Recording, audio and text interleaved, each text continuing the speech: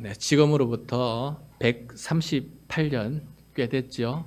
138년 전 1886년에 태계 이황 선생이 세운 도산서원이 있는 경북 안동군 도산면 원촌동에서 이 이황 선생의 14대 손으로 한 사람이 태어났는데 바로 그 이름이 이원영이라고 하는 분이 태어나게 되었어요. 이원영.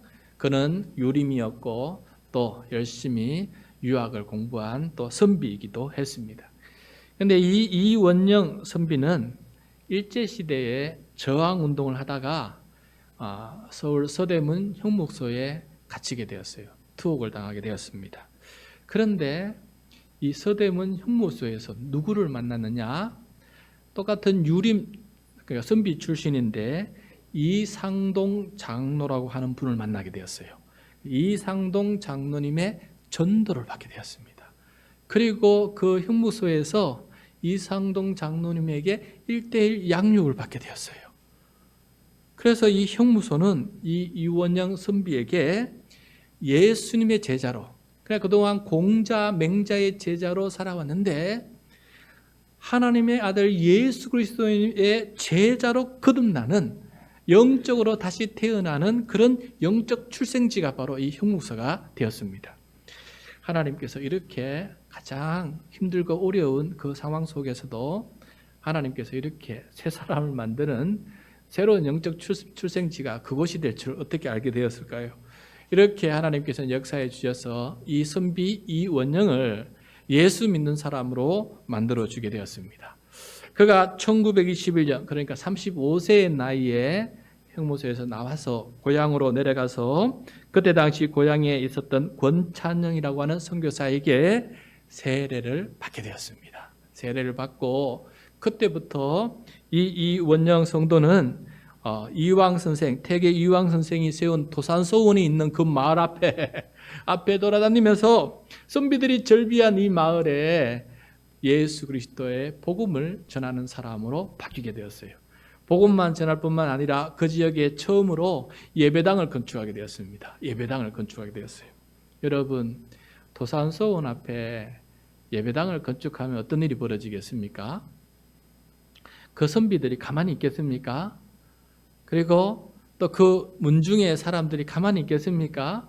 이 예배당을 건축하는 그 현장에 와서 난동을 부리고 소동을 부리고 또 예배당 건물을 부수기도 하고 뭐 별일이 반대 일이 다 일어나지 않겠습니까? 그래서 결국은 이 선교사들이 이 교회 재산을 파괴하는 이 잘못된 일에 대해서 경찰에 신고를 해서 이 상황을 좀 정리해달라고 요청하는 일까지 벌어지게 되었다라고 합니다. 그런 우여곡절 곁에 결국 그곳에 예배당이 건축하게 되었습니다. 여러분, 공자의 가르침을 따르는 선비를 길러내는 그 유명한 도산서원 앞에 예수님의 가르침을 따르는 제자를 길러내는 교회 예배당을 세웠으니 엄청난 소동과 분란, 험악한 그 대결은 지속적으로 이어지게 되었습니다. 여러분, 다음 화면 사진을 보시면은 이곳이 바로 선비 이원영 목사님이 태어난 그 집입니다. 지금은 기독교 유적지로 저렇게 보존되고 있어요. 다음 사진을 보시면은 이분이 바로 이원영, 선비 이원영 목사님의 모습입니다. 안동에서 선비들에게 복음을 전한 분이다 해서 별명이 선비 목사다라는 별명이 붙어 있는 분이 바로 이원영 목사예요. 이원영 목사님은 태계 이황의 후손인지라 이 지혜를 배워서 그런지 도산서원을 보고는 자기도 인재를 양육해야 되겠다, 기독교인 인재를 양육해야 되겠다 해서 경안 고등보통 성경학교, 지금은 경안신학원인데 대학원 신학교인데 그 지역에 많은 전도사님과 목사를 배출하는 그 최초의 성경학교를 이원영 목사님이 세우게 되었어요. 그래서 도산서원에 선비들을 양육하는 도산서원에 대항할 만큼 이 경안 성경신학교를 통해서 많은 기독교 인재들을 배출하는 그런 일을 하게 된 사람, 바로 저 분이 바로 이원영 목사님이십니다. 이원효 목사님이 도산서원 앞에서 복음을 전하고 예배당과 성경학교를 세우고 도산의 선비들에게 비난과 박해와 또 소동의 이 모든 이야기를 겪으면서 살게 되었다라는 그 이야기를 읽으면서 유교 전통의 이 종갓집에서 태어나서 목사가 된 내 이야기도 겹치게 되고 또 오늘 본문 말씀에 나오는 바울의 이 이야기도 같이 함께 겹치게 되어서 오늘 본문 말씀이 좀 더 쉽게 마음에 와 닿으면서 이해하게 되었습니다. 여러분, 이방인에게 복음을 전하는 사도로 부름을 받은 이 바울은 이제 세 번째 전도여행을 하고 있는데 세 번째 전도여행 중에서 첫 번째 전도여행에서 성령님께서 막으셨던 그 아시아 지역에 이번에는 하나님께서 또 길을 열으셔서 그 아시아 지역에 가서 복음을 전하게 되었는데 특별히 아시아 지역의 그 소아시아 지역의 중심 도시라고 하는 에베소에서 거의 3년 동안 머물면서 굉장히 오랜 바울의 전도 여행 중에서 이렇게 오래 머무는 기간이 없었는데 3년이라는 긴 세월 그곳에 머물면서 복음을 매일같이 전하는 일이 벌어지게 되었어요. 여러분, 에베소가 어디냐? 좀 위치를 좀 파악했으면 좋겠는데 다음 사진을 보시면은 정 가운데 있죠. 지금의 저기가 터키 지역이에요. 터키 지역인데 저기에 에베소라는 도시가 지금도 에베수스라고 하죠. 에베소 지역이 있어요. 저게 소아시아에 저 아시아에 7교회가 있는데 요한계시록을 보면은 소아시아에 7교회가 나와요. 7교회 편지를 보내지 않습니까? 그런데 저 7교회를 전체적으로 이끌어가는 교회가 어디에 있느냐? 바로 에베소 교회예요. 에베소 교회. 저 에베소 교회를 통해서 주변에 많은 교회들이 생겨나게 되었습니다. 바울이 여기서 복음을 전하는데 처음에는 3개월 동안 유대인 회당에서 복음을 전했는데 나중에는 쫓겨나게 됐어요. 그래서 나머지 2년 9개월 동안은 어디서 복음을 전했냐면은 저 에베소에 헬라의 신앙과 신학을 가르치는 그런 서원이 있었어요. 그 서원의 이름이 두란노 서원이었어요. 여러분 성경 읽을 때 들어본 적 있으시죠? 두란노 서원, 두란노 서점도 있는 것처럼 이 두란노 서원, 타이루스 서원이라고 해요. 두란노 서원에서 바울이 한 공간을 얻게 되었나 봐요. 한 공간을 얻게 되어서 그곳에서 매일같이 강론을 했다. 매일같이 강론을 하면서 복음을 전했다라고 말하고 있어요. 3년 동안 그렇게 매일같이 강론을 했으니 그 서원을 찾는 사람들에게 우리말로 하면 유림들에게 얼마나 많은 말씀을 전하게 되었어요. 또 얼마나 많은 그리스도인들이 탄생하게 되었겠습니까? 이렇게 3년 가까이 두란노 서원에서 강론을 하다 보니까 바울의 복음은 에베소 시민들에게 적지 않은 영향을 끼치게 되었어요. 급기야 반대자들이 일어나가지고 비난과 박해, 심지어 소동까지 일어나게 됐어요. 오늘 우리가 읽은 이야기가 바로 에베소에서 일어나게 된 3년 차에 일어나게 된 큰 소동의 이야기를 오늘 기록해 놓은 것이거든요. 그 소동이 어떤 소동이냐? 그의 첫 분부터 들어보겠습니다. 23절입니다. 23절 시작. 그때쯤 되어 이 도로 말미암아 적지 않은 소동이 있었으니, 자, 적지 않은 소동이라는 건 큰 소동이었다는 거예요. 큰 소요 사건이 벌어지게 되었습니다. 여러분, 복음은 기존 신앙과 삶을 개혁하고 변혁시키는 그런 힘이 있어요. 왜냐하면 복음을 받아들이고 믿게 되면은 하나님의 자녀로 다시 태어나고 새로운 피조물이 되기 때문에 이전의 삶의 방식과 다른 삶을 살아갈 수밖에 없는 것이에요. 그래서 복음을 받아들이게 되면 이 복음은 우리를 변화시키고 변혁시키게 되었어요. 그래서 기존의 신앙과 기존의 삶을 고수하는 사람들로부터 큰 저항을 받게 됩니다. 큰 저항 중에 저항은 무엇이냐? 죽음이에요. 죽음. 복음 전도자들은 그래서 종종 자신의 죽음을 내어놓고도 죽음을 고사하고도 이 하나님의 말씀을 전하는 그런 사람이 되었고 또 실제로 많은 복음 전도자들이 순교하는 일이 벌어지게 되었다라는 것을 우리는 잘 알고 있습니다. 자, 이 에베소에서 그러면 큰 이 저항과 소동을 일으킨 사람은 누구냐? 성경에 뭐 은장색이라고 나왔어요. 어느 은장색입니다. 24절, 25절입니다. 시작. 즉 데메드리오라 하는 어떤 은장색이 은으로 아데미의 신상 모형을 만들어 직공들에게 적지 않은 벌이를 하게 하더니 그가 그 직공들과 그러한 영업하는 자들을 모아 이르되 여러분도 알거니와 우리의 풍족한 생활이 이 생업에 있는데. 자, 여러분 에베소는 풍부와 다산의 여신이라고 하는 아데미, 로마 사람들은 이걸 다이애나라고 불렀죠. 지금도 영국 사람은 다이애나라고 부릅니다. 다이애나. 이 아데미를 숭배하는 큰 신전이 있었어요.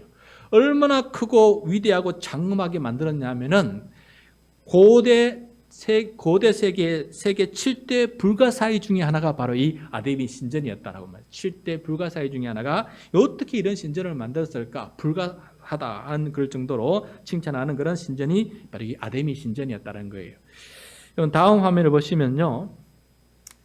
지금은 폐허만 남아 있어서 안 보입니다. 그런데 이건 아데미 신전의 상상도예요. 상상도. 그 밑에 터전을 바라보면서 몇 개 남은 기둥을 보면서 이렇게 이런 신전이었을 것이다 라고 그려놓은 그림이에요. 여러분 저 위에 있는 사각형 기둥 신전이 있지 않습니까? 이게 얼마나 크냐? 가로 길이만 해도 119m. 그러니까 큰 축구장 하나 크기만 한 저 신전이 저 위에 언덕 위에 크게 세워져 있었으니 7대 불가사의 중에 하나다라고 할 정도였습니다.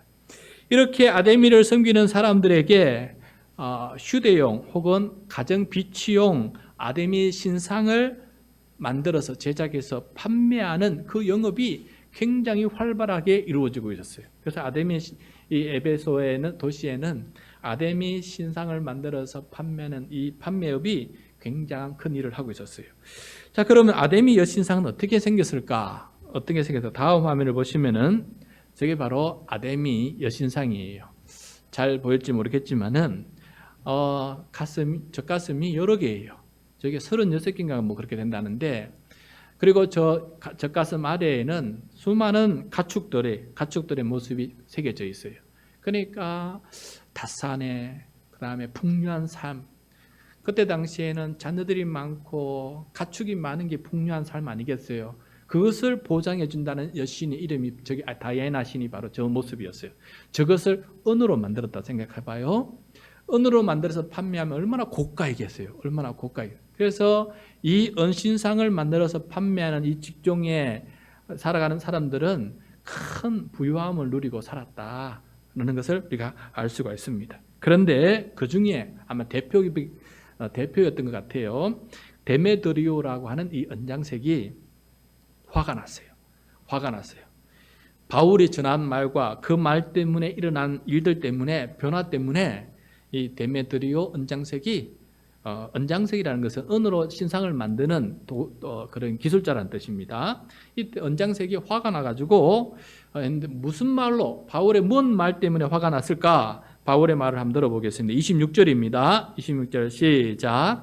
이 바울이 에베소뿐 아니라 거의 전 아시아를 통하여 수많은 사람을 권유하여 말하되 사람의 손으로 만든 것들은 신이 아니라 하니 이는 그대들도 보고 들은 것이라. 데메드리오 은장색은 같은 사업을 하는 은장색들과 직공들을 다 모아놓고 말을 합니다. 바울이 에베소뿐만 아니라 지금 전체 아시아 지역의 수많은 사람들을 권유해서 우리가 만들고 있는 이 아데미 은신상이 사람의 손으로 만들었기 때문에 신이 아니라고 이렇게 전파하고 있으니 이거 큰일 났다라고 얘기합니다. 그래서 사람들이, 이 바울의 복음을 들은 사람들이 더 이상 은신상을 구입하지 않는 일이 벌어지게 되는 거예요.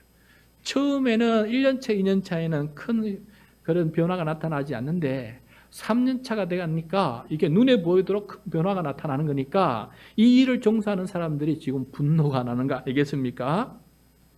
그래서 이 데메드리오는 이 에베소의 모든 은장색들과 직공들에게 사태의 심각성을 얘기합니다. 27절입니다. 27절 시작. 우리의 이 영업이 천하여질 위험이 있을 뿐 아니라 큰 여신 아데미의 신전도 무시당하게 되고 온 아시아와 천하가 위하는 그 위엄도 떨어질까 하노라 하더라. 예. 세 가지 위엄을 지금 얘기하고 있는데, 첫째는 은장색과 이 직공들의 은신상 제작 판매 영업이 천해질 위험에 빠졌다. 그래서 천해진다는 게 무슨 말입니까? 이 사업이 위축되게 되면 수입이 없게 되지 않습니까? 수입이 없게 되면 가난해지지 않겠습니까? 그러니까 이 영업 자체, 이 직업 자체가 천한 직업으로, 사람들이 찾지 않는 직업으로 이렇게 떨어지게 된다는 것이에요. 자기들의 직업의 존엄성이 떨어진다는 겁니다. 둘째, 아데미 신전도 무시를 당하는 위험을 말합니다. 아데미를 찾는 수많은 사람들이 이 신전에 와서 숭배하는 일인데, 이 아데미 신전, 이 위대한 신전이 사람들에게 무시를 당할 일이 벌어지게 된다는 것이죠. 그래서 셋째로 온 아시아와 천하에 이 아데미의 위엄이 떨어져서 찾는 이가 줄어들게 되면은 에베소 이 도시는 작은 도시로 전락하게 될 것이고, 이 에베소의 모든 여러 많은 사람들이 생각하는 직업들, 그 사람들이 몰려오니까 얼마나 많은 부가 직종들이 생기겠습니까? 식당, 숙식업 해서 그다음에 판매업, 기념품, 모든 것들이 다 무너지니까 이 에베소 도시에 큰 위험이 닥치게 될 이런 일이 지금 벌어지고 있다 하면서 이 모이는 사람들에게 이런 얘기를 하게 돼요. 자, 이 얘기를 가만히 듣고 보니까 3년차에 이 변화가 나타나니까 앞으로 30년이 되면 이 일이 진짜 벌어질 것 같다는 생각이 드는 거지요. 그래서 이 위험한 사태를 듣자 에베소 시민 전체가 분노하면서 소요를 일으키게 됩니다. 28절, 29절입니다. 28절, 29절 시작. 그들이 이 말을 듣고 분노가 가득하여 외쳐 이르되 크다 에베소 사람의 아데미여 하니 온 시내가 요란하여 바울과 같이 다니는 마게도냐 사람 가이오와 아리스다고를 붙들어 일제히 연극장으로 달려 들어가는지라. 에베소 시민들이 자기들의 삶과 생계를 떠받쳐주는 이 아데미 신상의 이 위엄이 누가 될까 싶어서 높이 찬양을 하면서 어떤 일이 벌어지냐 하면은 이것을 반대하고 사람의 손으로 만든 것이다라고 얘기하는 그 사람들 둘을 붙잡아요. 둘을 붙잡았는데 누구냐 하면은 바울이 아니고 바울과 함께 동력을 했던 가이오와 아리스타고를 붙잡아서 갑자기 어디로 끌고 갔냐 하면은 연극장으로 끌고 갑니다. 연극장으로. 그럼 이 사람들이 왜 연극장으로 끌고 갔느냐? 다음 사진을 보면 알게 됩니다. 다음 사진, 이게 바로 에베소에 현재까지 남아있는 에베소 연극장입니다. 에베소 연극장. 큰 타원형의 그런 연극장이죠. 여기에 많이 앉으면 2만 명 넘게 사람들이 앉는다고 합니다. 저 자리에 많은 사람들이 모이게 된 거예요. 그리고 저 밑에 무대에다가 가이오와 아리스다고를 붙잡아 놓고는 신문하고 또 질책하고 이 사건을 공론화시켜서 핍박하기 위해서 다시는 이런 일이 벌어지지 않도록 아베데미 모든 시민들이 모여가지고 이번에는 뭔가 일을 끝내야 되겠다 하고 사람들이 몰려들기 위해서 일을 하기 위해서 연극장에 모이게 된 것입니다. 바울은 자기 동역자 둘이 붙들려서 연극장으로 갔다는 소식을 듣게 되었어요. 그래서 자기도 저 연극장에 들어가서 자기 동역자 둘과 함께 저 무대에 서려고 뛰어가는데 사람들이 말립니다. 30절과 31절입니다. 시작. 바울이 백성 가운데로 들어가고자 하나 제자들이 말리고 또 아시아 관리 중에 바울의 친구된 어떤 이들이 그에게 통지하여 연극장에 들어가지 말라 권하더라. 제자들도 말리고 바울의 친구된 에베소의 관리들도 말리고 생명의 위협이 있기 때문에 가지 말라라고 이렇게 얘기하고 있는 것을 보게 돼요. 그런데 여기에 모인 사람들이 어떤 이는 이런 말로 외치고 또 어떤 이는 저런 말로 외치고 하다 보니까 무리가 나중에는 도대체 우리가 뭐 때문에 모였느냐, 막 분란이 일어나서 모인 사람 태반이 도대체 그럼 우리가 왜 여기에 모였는지 알지 못할 정도로 그런 일이 벌어지게 되었어요. 이 바울에 의해서 기독교 복음이 전해지기 전에 이곳에 유대인들이 이미 오래전부터 살고 있었어요. 그래서 그곳에서도 회당이 있었어요. 그런데 유대인들은 끊임없이 이 아데미 신상을 우상 숭배라 생각하고 유대인들은 여기에 동참하지 않았어요. 그렇다고 해서 비난하진 않았지만은 자기들은 끝까지 이 아데미 신상에 숭배하거나 신상을 구입하는 일에 개입하지 않았어요. 그런데 유대인들은 어딜 가나 지역의 어떤 유지도 발전하지 않습니까? 그래서 지금 이 소요 사건이 벌어지니까 어떤 일이 벌어졌느냐?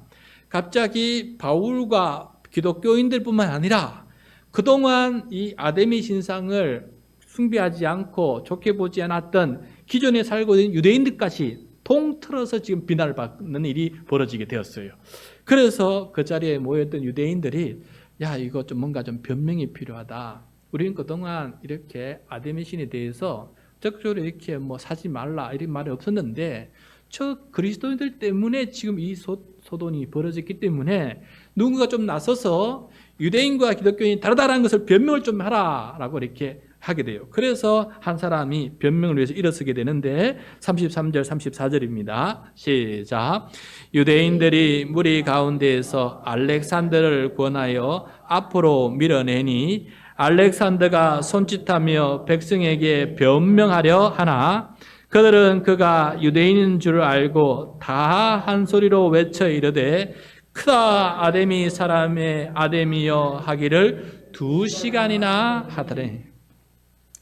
자, 유대인 대표 알렉산더가 그 자리에 서게 되었습니다. 그런데 대표다 보니까 이미 그 지역에 알려진 인물 얼굴이 아니겠습니까? 그래서 이랬으니까 사람들은 유대인 기독교인 구분을 못하니까 저 사람도 유대인이다 말시키지 못하게 하라 하면서 말을 못하게 막아버렸어요. 그리고 난 다음에 아데미 신을 찬양하는데 장작 몇 시간 동안 찬양합니까?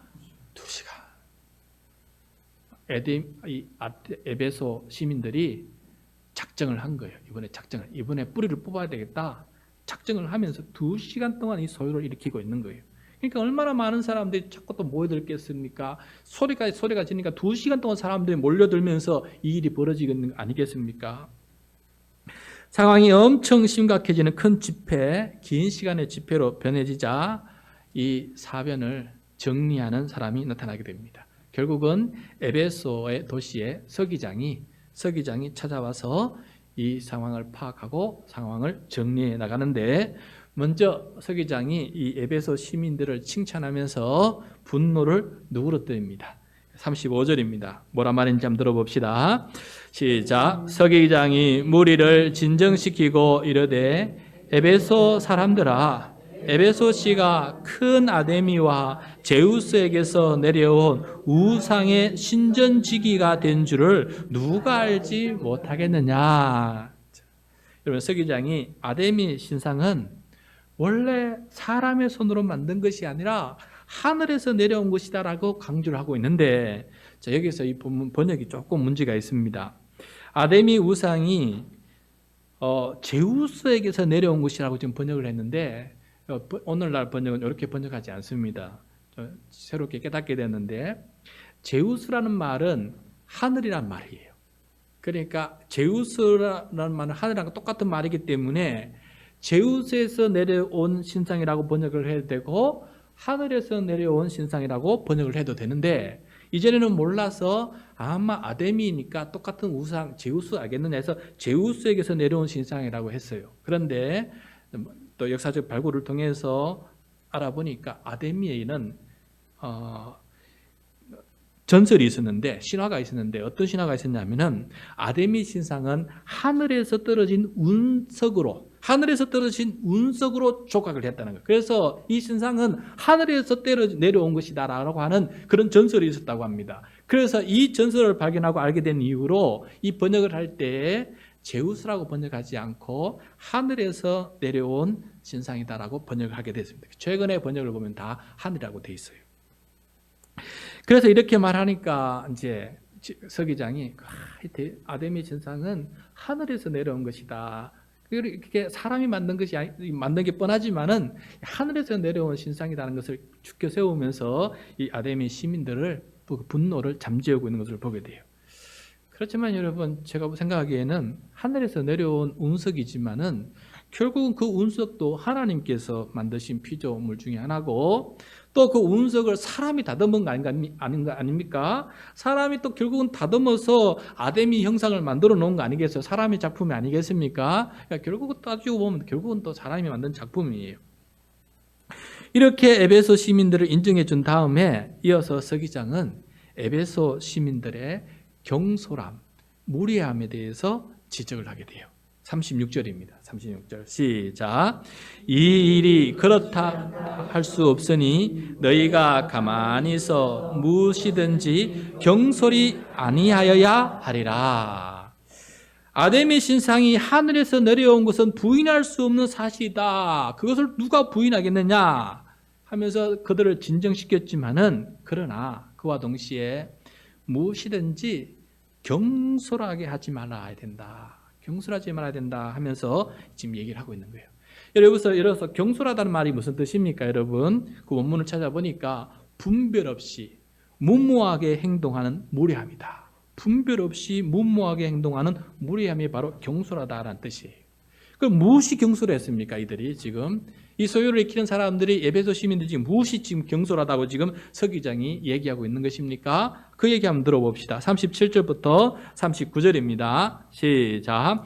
신전의 물건을 도둑질하지도 아니하였고 우리 여신을 비방하지도 아니한 이 사람들을 너희가 붙잡아 왔으니 만일 데메드리오와 그와 함께 있는 직공들이 누구에게 고발할 것이 있으면 재판 날도 있고 총독들도 있으니 피차 고소할 것이요 만일 그 외에 무엇을 원하면 정식으로 민회에서 결정할지니라. 자, 바울과 그리스도인들이 신전의 물건을 도둑질한 것도 아니지 않느냐, 맞는 말 아닙니까? 가서 도둑질한 적 없어요. 또 공개적으로 아데미 여신을 비방하지도 않았다. 어느 누구도 그들이 길거리에서 아데미 신을 비방한 거 들어본 적이 있느냐? 비방한 적도 없다. 다만 그 소원에서 사람의 손으로 만든 것은 신이 아니다. 그건 철학적인 문제이기도 하거든요. 그래서 그 정도는 다 알아들을 수 있는 말이었어요. 그래서 공개적으로 비방을 하거나 신상 분명 운동을 하거나 도둑질을 하거나 신상을 깨어 부수거나 이런 일도 하지 않았는데, 왜 이렇게 무리하게 사람을 강군하여 붙잡아서 이렇게 사람들 앞에 끌고 와서 언어로 인신공격을 하고 언어폭력으로 이렇게 이 사람들에게 이런 경솔한 일을 하느냐? 왜 이 위대한 에베소 시민이 이렇게 질서를 지키지 않냐고 경솔한 일을 하느냐라고 서기장이 혼내는 모습을 보게 됩니다. 그리고 불만이 있거나 불이익이 있으면 합법적인 절차와 질서를 따라서 해라. 총독에게, 여기도 지금 에베소도 마찬가지로 로마 제국의 한 도시예요. 로마 식민지거든요. 그래서 총독이 있지 않느냐, 재판을 할 수 있도록 고소고발하면 되는데 왜 이렇게 난리 소동을 일으키냐. 만약에 총독이 고소고발을 안 들어주면은 우리 시민 자체들이 만드는 민회가 있지 않느냐, 우리 백성들의 민회가 있지 않느냐, 민회에 안건을 올려서 그렇게 해결해 달라고 하면 되지, 이렇게 폭력을 행사하면서 경솔히 이렇게 이 문제를 해결해 나가고 있느냐라고 이렇게 그들에게 진정하라고 고소를 하게 됩니다. 자, 서기장은 이 소동이 책망받을 위험이 있고 불법 집회다 하면서 마지막으로 해산을 합니다. 41절입니다. 40절, 41절 시작. 오늘 아무 까닭도 없는 이 일에 우리가 소요 사건으로 책망받을 위험이 있고 우리는 이 불법 집회에 관하여 보고할 자료가 없다 하고 이에 그 모임을 흩어지게 하니라. 자, 서기장이 여기서 보면 책망받을 위험이 있다라는 말을 하고 있는데, 이게 무슨 의미냐면은 당시 로마 황제는 제국의 모든 도시들에게 명령을 내렸어요. 불법 소동과 집회는 엄벌이 다스릴 것이다 라고 이렇게 이미 얘기를 내렸습니다. 그러므로 팍스 로마나라는 말이 생길 정도로 로마 제국에는 모든 평화가 임해야지 소동과 불법 집회가 있을 수 없다. 그것을 엄불히 다스린다라는 얘기를 했어요. 그래서 보통 시민 지역은 자치 지도자들이 다스리는 그런 권한을 줬어요. 많은 부분은 자치적으로 모든 것들을 해결해 나가고 자치 왕과 지도자를 두었어요.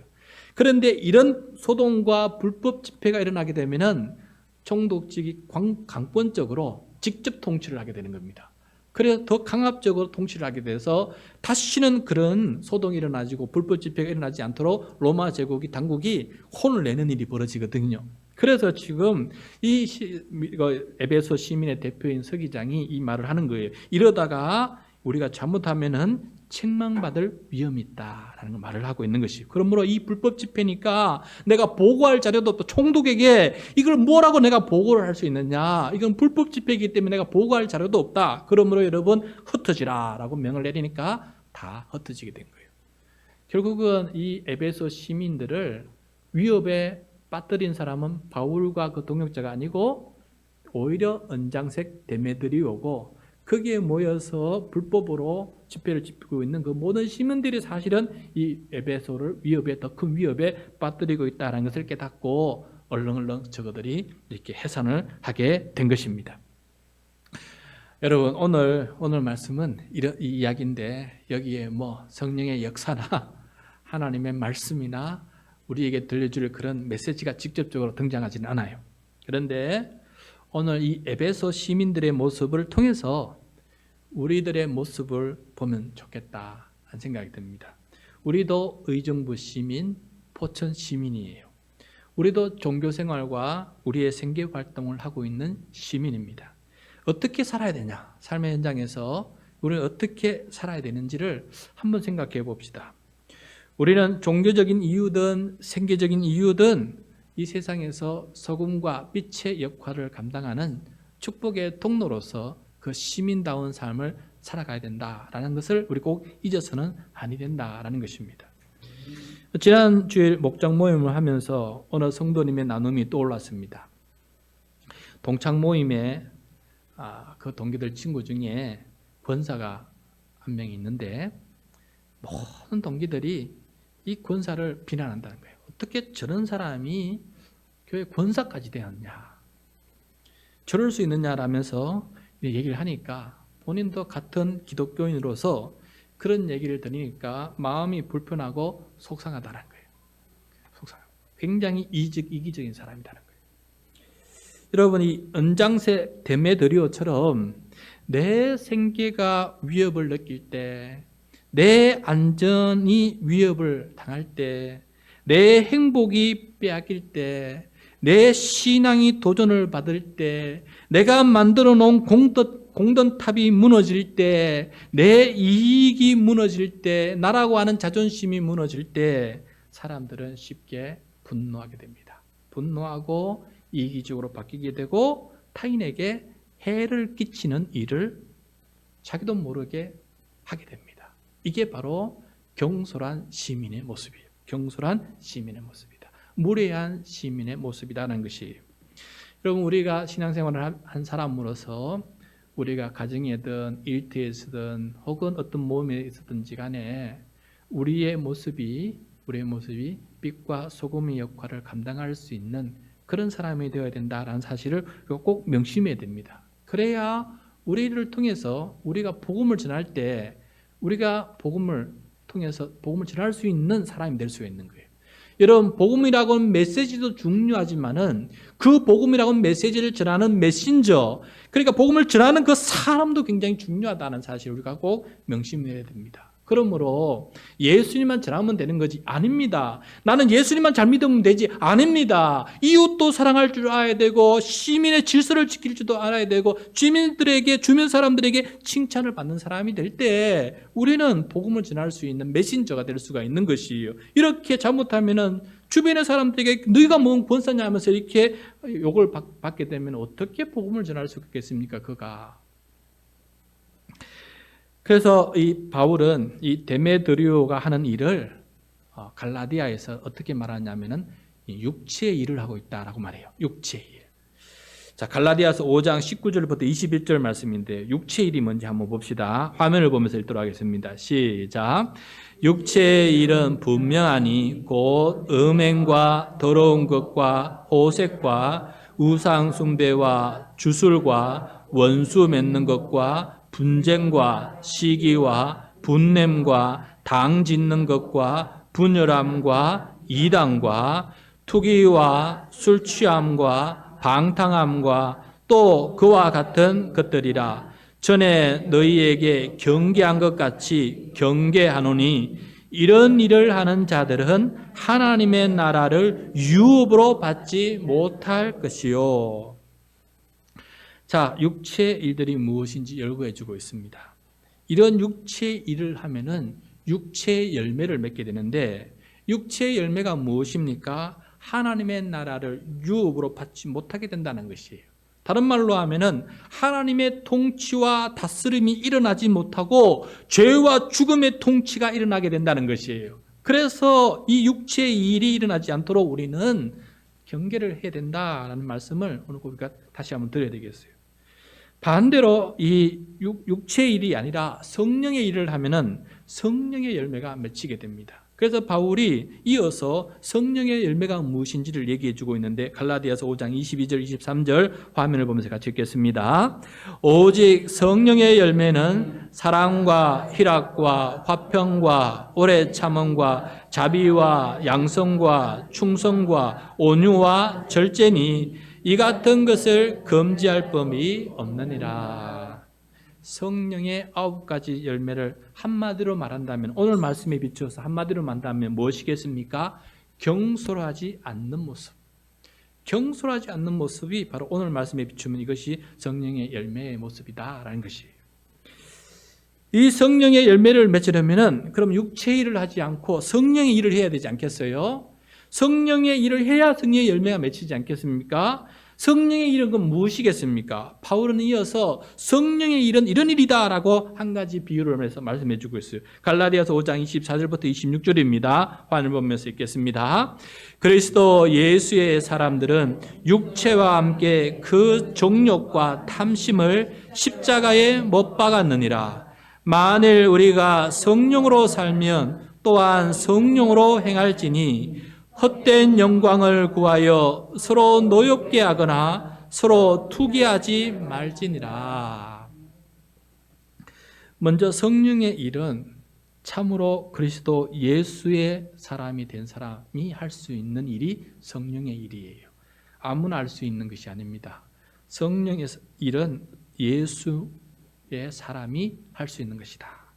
예수의 사람은 어떤 사람이냐 그러면은 자기 육체를 십자가에 못 박은 사람이다. 자기 육체를 예수와 함께 십자가에 못 박은 사람이다. 그게 바로 그리스도 예수의 사람이다라고 말씀하고 있어요. 여러분, 내가 예수님의 사람인지 아닌지는 판단할 때, 또 성찰할 때 이 말씀이 참 중요한 것 같아요. 내가 육체를 예수님과 함께 십자가에 못 박은 사람이냐 아니냐, 이것을 구분해 보면은 내가 예수님의 제자인지 아닌지를 알 수가 있어요. 여기서 육체라는 게 무엇입니까? 육체의 일을 하게 만드는, 아까 앞에 육체의 일을 여거했지 않습니까? 그 육체의 일을 하게 만드는 내 안에 있는, 그 육체의 일을 하게 만드는 내 안에 있는 정욕과 탐심이다라고 말하고 있어요. 정욕과 탐심이 바로 육체라는 거예요. 그 육체를 십자가에 못 박아야 된다라고 말씀하고 있습니다. 이 정욕과 탐심은 무엇을 구하게끔 만드냐 하면 헛된 영광을 구하게 만들어요. 우리로 하여금 헛된 영광을 구하게 만듭니다. 여러분, 헛된 영광이라는 것이 무엇이냐? 원문을 보니까 자만하고 허영심을 부리고 자랑하고 과하게 허풍치는 것이라고 되어 있어요. 헛된 영광이 무엇이냐? 자만하고 허영심을 부리고 자랑하고 과하게 허풍치는 것을 가리켜서 헛된 영광, 이런 것을 구하게 된다라고 말씀하고 있습니다. 그러다 보니까 이런 헛된 영광을 구한다고 경쟁을 하다 보니까 서로 노엽게 하고 서로 투기하게 만든다. 서로가 나쁜 감정에 휘말리게 만들고 시기와 질투에 휘말려서 쓸데없는 경쟁에 치달아서 함께 절벽을 향해서 뛰어가는 일이 벌어지게 된다라는 것을 말씀해 주고 있어요. 이것이 바로 성령께서 우리에게 하시는 일입니다. 정욕과 탐심이라고 하는 이 육체를 십자가에 못 박는 일, 이것이 바로 성령님이 하시는 일이고 성령님께서 내 안에서 하시는 성령의 일이다라는 것을 말씀해 주고 있습니다. 사랑하는 성도 여러분, 바울은 이렇게 고백했어요. 내가 날마다 죽노라라고 고백했어요. 이 십자가에 못 박는 일은, 육체를 십자가에 못 박는 일은 단 한 번으로 이루어지는 일이 아닙니다. 단 한 번으로 끝나는 일이 아니에요. 이거는 매일 매순간 끊임없이 십자가에 못 박는 일이 있어야 되기 때문에 사도 바울은 내가 날마다 죽노라라고 말했어요. 그 말은 자기 안에 있는 정욕과 탐심을 날마다 십자가에 못 박는다는 것이 바로 자기가 죽는다는 의미예요. 헛된 영광을 구하지 않기 위해서 일을 하다가 또 이렇게 분노를 일으키고 시기, 투기를 일으키지 않도록 오직 주님만 바라보고 그 일을 할 수 있기 위해서 날마다 자기의 육체를 십자가에 못 박는 일을 하는 사람이 바로 사도 바울이다. 그래서 그를 통해서 성령님께서 크게 역사한 거 아니겠습니까? 바울은 심지어 자기 목숨도 귀한 것으로 여기지 않고 오직 성령에 매여서 끝까지 사명의 길, 핍박과 박해와 순교가 기다리고 있는 그 예루살렘을 향해서 끝까지 걸어가는 그 모습을 보이게 됩니다. 그 뒤에 나중에 에베소에서 떠나서 마게도냐, 아가야를 거쳐서 다시 에베소로 돌아왔어요. 다시 에베소 돌아왔을 때는 에베소까지 가지 못하고 밀레도 항구에서 에베소 장로를 만났어요. 장로들, 나 지금 급히 예루살렘에 가야 되기 때문에 에베소까지 가서 너희들 만날 시간적 여유가 없으니 에베소 장로들 나한테 좀 와서 밀레도 항구에서 만나자 하고 만나서 하는 얘기거든요. 그 얘기 중에 얘기를 한번 들어보겠습니다. 사도행전 20장 22절부터 24절입니다. 우리 화면을 보면서 같이 읽겠습니다. 시작. 보라, 이제 나는 성령에 매여 예루살렘으로 가는데 거기서 무슨 일을 당할지 알지 못하노라.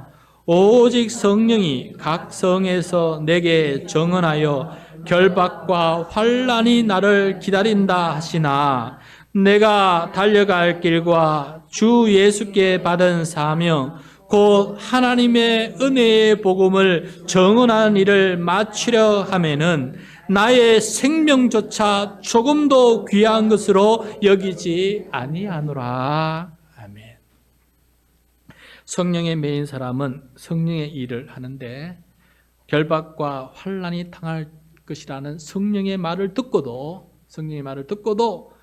성령님 왜 그러십니까? 왜 나에게 노여움과 투기를 일어나게끔 하십니까? 라고 불평하지 않고 경솔하게 말하지 않고 성령에 따라서 그 길을 꾸준히 믿음으로 걸어가고 있는 것을 보게 돼요. 예수께 받은 사명, 복음을 전하는 그 여정에 믿음으로 성령에 매여서 그 일을 믿음으로 꾸준히 나가는 이 모습을 보게 됩니다. 여러분, 말씀을 맺도록 하겠습니다. 우리의 믿음이란 혹은 우리의 묵상과 기도란, 다른 말로 하면 우리의 예배란 결국 내 육체가 십자가를 만나는 것 아니겠습니까? 진정한 믿음, 진정한 묵상, 진정한 기도, 진정한 예배는 내 육체가 십자가를 만나는 사건이 일어날 때 이것이 진정한 것 아니겠습니까? 그리고 믿음의 결실, 묵상과 기도의 결실, 예배의 결실이 있다면 그게 무엇이겠습니까? 육체를 십자가에 못 박아서 성령의 열매가 나타나는 것, 이것이 진정한 결실이 아니겠습니까? 육체에 매여 사는 삶이 아니라 성령에 매여 사는 삶이 될 수 있기를 간절히 소원합니다. 이거는 사도 바울 말씀처럼 지금 일주일에 단 한 번 예배 잘 드렸다고 가능한 삶이 아닙니다. 여러분, 예배 드리고 돌아가는 발걸음에 여러분은 화내고 분노하고 입에서 불신의 말이 나올 것입니다. 사탄과 마귀는 우리를 그렇게 집요하게 따라붙습니다. 이 예배를 마치고 돌아가는 발걸음 사고 가는데 이미 불신의 말, 욕하는 말, 그리고 시기, 질투, 분냄, 이 모든 것이 나타나게 될 것이에요. 그러므로 이 예배 한번 잘 드렸다고 육체를 십자가에 못 박는 게 아니에요. 일상에서 꾸준히 매 순간순간마다 못 박는 일은 끊임없이 들려야 돼요. 육체를 십자가에 못 박는 못 박는 소리가 끊임없이 들릴 때 우리는 성령에 매어서 성령의 열매를 맺고 살아가는 사람이 될 수 있다는 이 사실을 이 말씀을 통해서 우리 함께 경청하고 그 말씀을 따라서 살아가기를 다짐하고 힘쓰고 애쓰고 내 힘으로는 되지 않으니 성령의 충만함을 주십시오. 그렇게 기도하면서 십자가의 능력으로 성령의 능력으로 살아가는 우리 모두가 되기를 축원드립니다.